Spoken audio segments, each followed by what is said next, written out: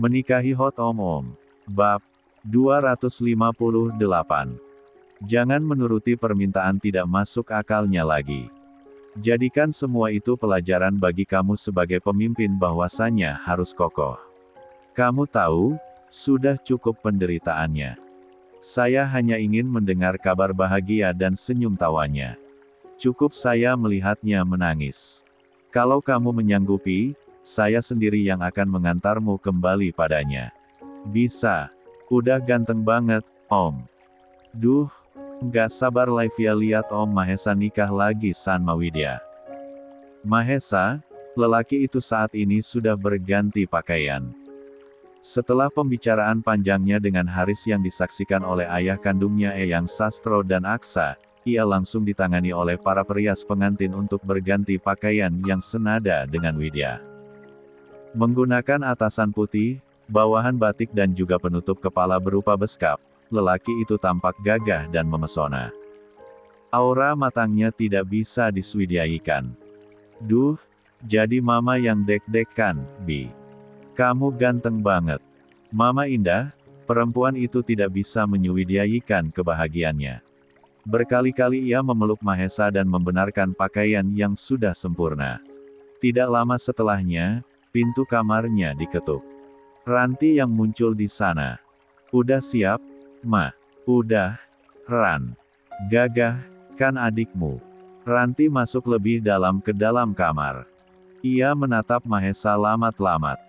Kemudian memberikan senyumannya sambil mengancingkan manik teratas pakaian adiknya itu. Gagah dong, Ma.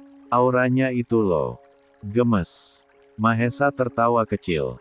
Membuat Ranti gemastuk mencubit adik bungsunya itu, ia pun memeluk lelaki itu dan memberikan usapan lembut di punggungnya. Tolong bahagia seterusnya ya, Bi.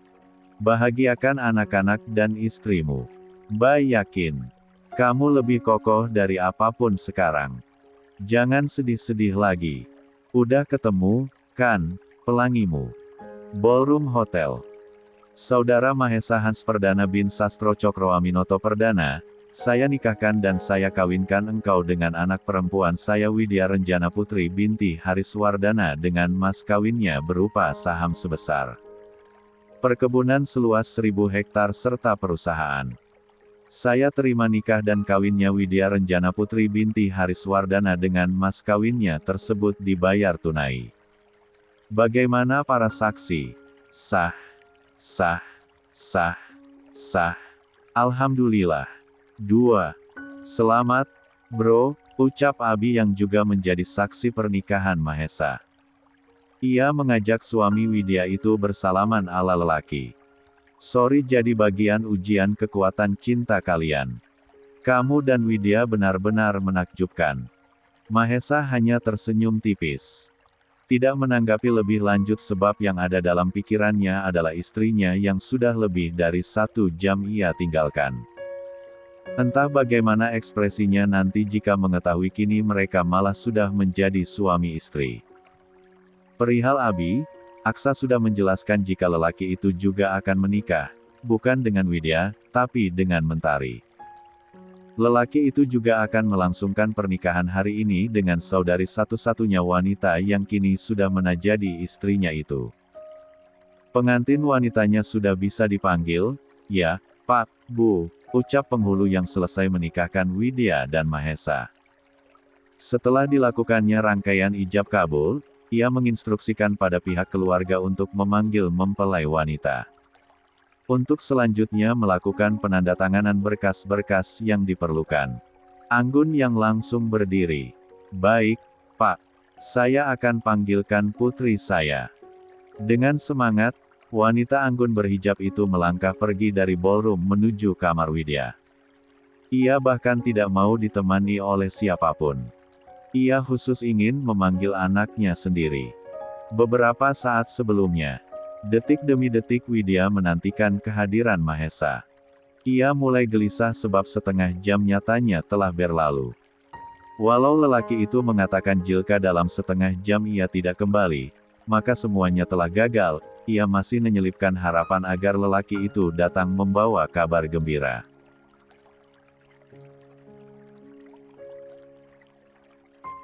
Namun hal itu nyatanya terbantahkan ketika Intan mengatakan jika akad nikah akan segera dilangsungkan.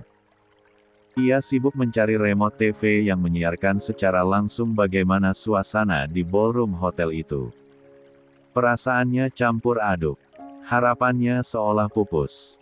Ia hendak kembali menangis namun ia tahan. Para perias pengantin telah bersusah payah membenahi dirinya dan tidak mungkin ia kembali membuat mereka bekerja. Mahesa, apa lelaki itu sudah selesai dengan usahanya?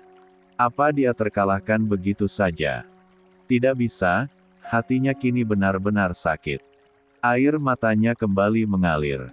Nyatanya ia tidak bisa menahan kesedihannya. Ia terlalu pengecut melangkah sendiri. Di mana lelaki itu sampai kini tidak datang lagi padanya? Apa dia berbohong akan berusaha? Apa pada akhirnya pria itu menyerah terhadap dirinya dan memilih untuk melepaskan dirinya? Sederet pertanyaan yang tak terpecahkan berjejalan dalam kepalanya. Membuat dadanya semakin terasa sesak saja. Ia kini yakin, lelaki itu tidak akan kembali lagi padanya. Bahkan sudah hampir 1 jam, tapi ia menghilang bak di telan bumi. Lah sudah habis. Harapan tidak ada lagi. Lah harus mengubur semuanya dan terjebak dalam permainannya sendiri. Ini bukan salah siapapun, tapi dirinya sendiri yang tidak pernah tegas. Salahnya yang selama ini tidak bisa keras terhadap dirinya sendiri. Ia tidak mengenali apa yang dia inginkan walau sebenarnya mungkin tahu. Ia, 3. Membatasi semuanya hingga menyusahkan dirinya sendiri. Mahesa, lelaki itu mulai sekarang harus ia lupakan entah bagaimana caranya. Walau rasanya mau gila, ia tetap harus berusaha. Jelas ia harus mendedikasikan seluruh hidupnya untuk lelaki yang selama beberapa tahun terakhir ini menemaninya. Menjaganya dengan baik selayaknya seorang ayah dan kakak. Ya, lelaki itu berhak mendapatkan kebaikannya. Pria itu berhak mendapatkan cinta darinya. Usahanya jelas tidak sedikit, apa yang telah dia korbankan jelas tidak sederhana. Lah harus mengokohkan hatinya untuk melupakan lelaki itu, lelaki yang beberapa saat lalu menggoncang hati dan pikirannya lagi, yang sekarang malah pergi tak tahu kemana rimbanya. Mendapati Intan yang masih belum menemukan remote TV, ia menggunakan kesempatan itu untuk mengeluarkan silet kecil yang sedari tadi ia genggam. Ia ingin menenangkan dirinya lagi dengan cara yang salah. Memangku tangan kirinya di atas paha, tangan kanannya mulai mengarahkan bagian ujung silet tajam itu ke permukaan kulitnya. Sekali, ia menggores begitu saja tangannya dan membuat baret di sana. Titik-titik darah kecil menyembul, ia mulai melayang, pikirannya terasa di awang-awang. 2 baret, 3 baret, ia berhasil melukai pergelangan tangannya sendiri. Hingga pada akhirnya seruan Intan menghentikan tindakannya itu. Ah, akhirnya ketemu remote-nya, ucap Intan. Semoga aja ijabnya belum selesai ya, Mbak. Dan benar saja, saat TV layar datar itu dinyalakan, seorang lelaki dengan lantang menyebutkan namanya dalam rangkaian kalimat sakral. Yang menunjukkan lelaki itu sedang berusaha membuatnya sah menjadi miliknya. Sungguh, ia bahkan tidak berminat untuk menatap layar yang menampilkan sosok yang akan segera menjadi suaminya itu. Hingga pada akhirnya, seruan kata, sah, menggema di telinganya. Dan saat itulah dunianya terasa runtuh bukan main. Ia benar-benar tidak memiliki harapan lagi. Lelaki itu, pria yang dicintainya itu, mungkin sudah berhenti. Berhenti terhadap dirinya, lelah dengan semuanya, hingga pada akhirnya pergi meninggalkannya dan tidak kembali lagi. Tidak lama setelah seruan-seruan sah dan hamdalah bersahutan, serta doa-doa keberkahan dipanjatkan, terdengar suara ketukan pintu yang menampilkan sosok Anggun di sana. Sayang, ayo. Akad nikahnya udah selesai. Temui suami kamu sekarang. Ada beberapa dokumen juga yang harus kamu tanda tangani, ucap ibunya itu mendekatinya. Ia hanya diam, berusaha untuk tetap tenang dan mengikuti alurnya. Loh, makek upnya.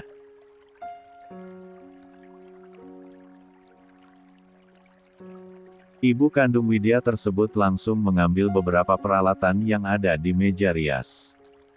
Ia mengambil tisu dan segera membenahi lagi dandanan putrinya tersebut. Kamu berhubungan dengan dia tanpa paksaan, Bun, ucap Anggun. Pancarkan raut bahagia kamu. Dia menikahi kamu dengan segenap cintanya yang sangat besar. Kamu nggak akan pernah nyesel sekarang.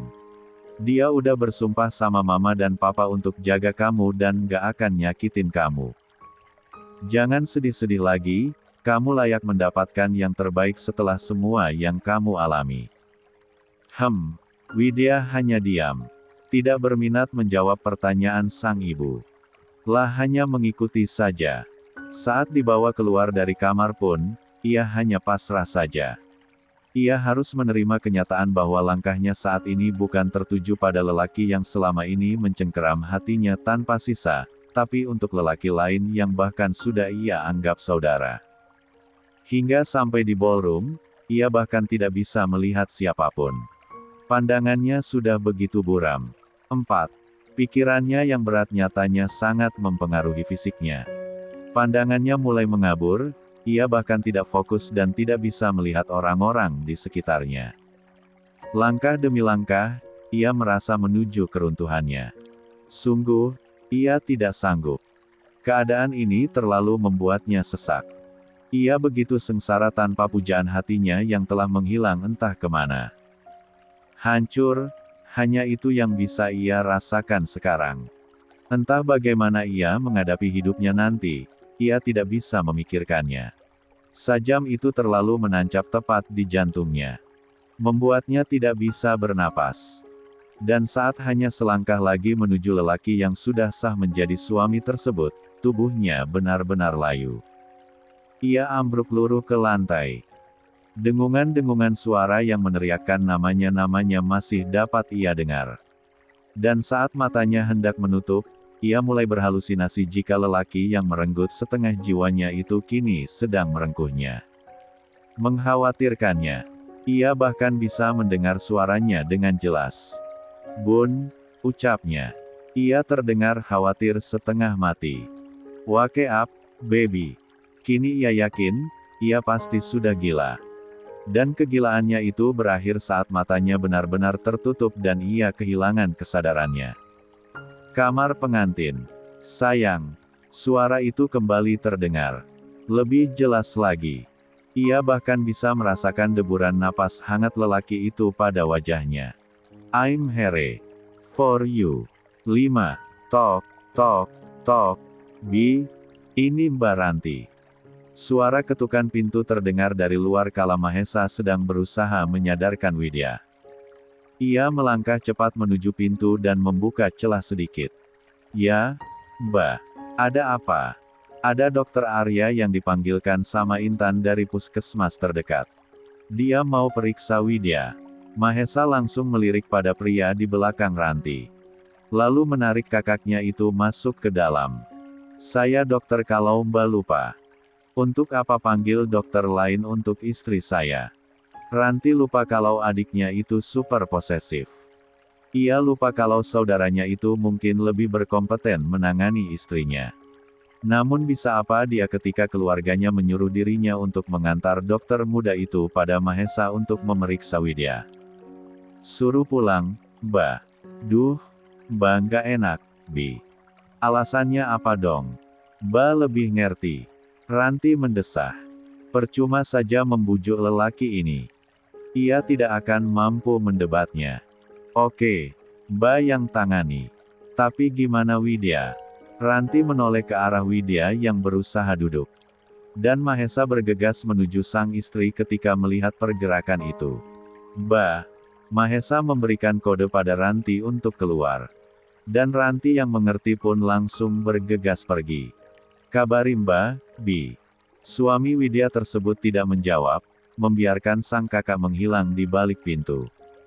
Are you okay? Tanya Mahesa.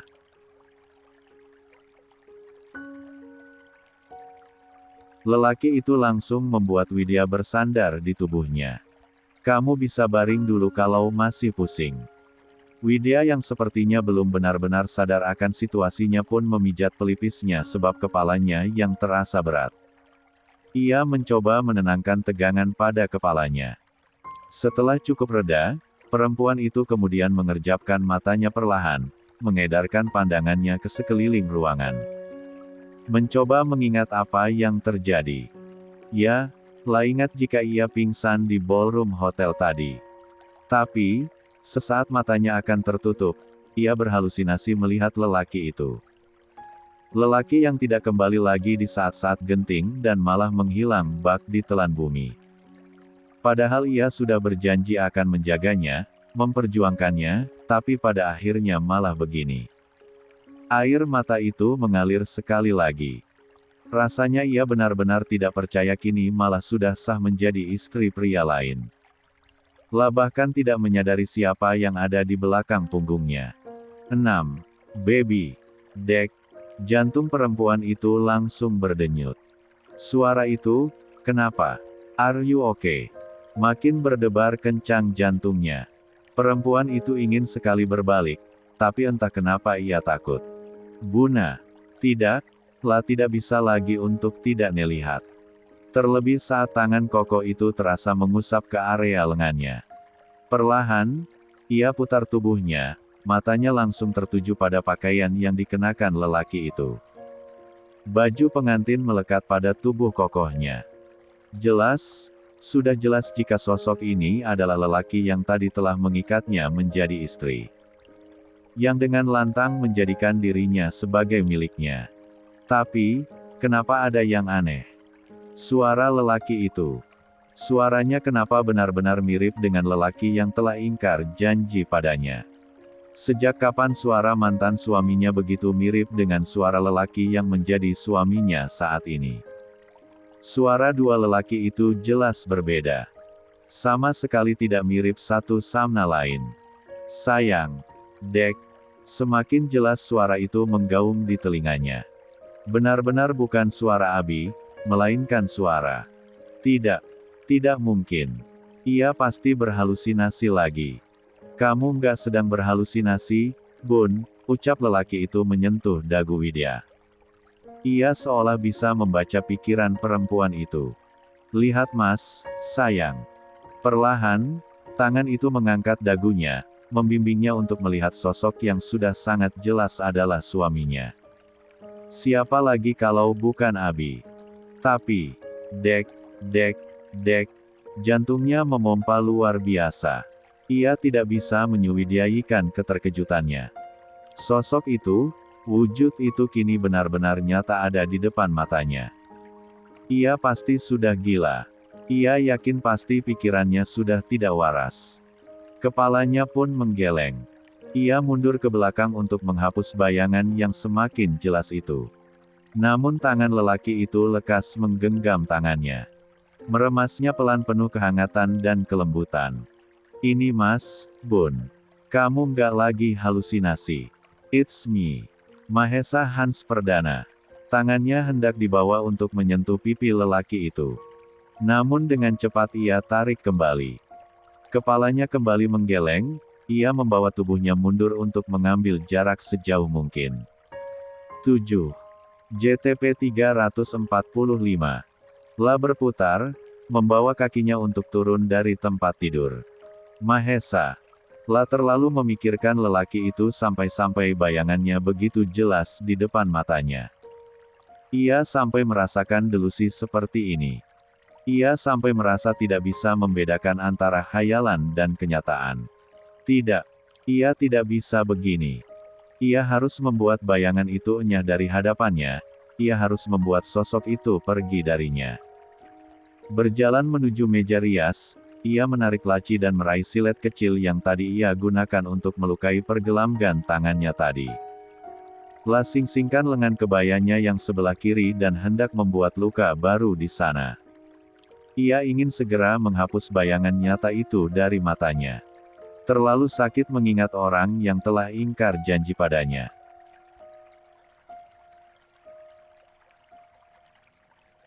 Ia pejamkan matanya rapat-rapat. Lalu bersiap untuk menggores lagi di sana. Jika memang bersama Abi ia pada akhirnya, maka ia hanya akan menjalani garis takdir yang sudah ditetapkan untuknya. Ia sudah berada di titik pasrah dan lelah.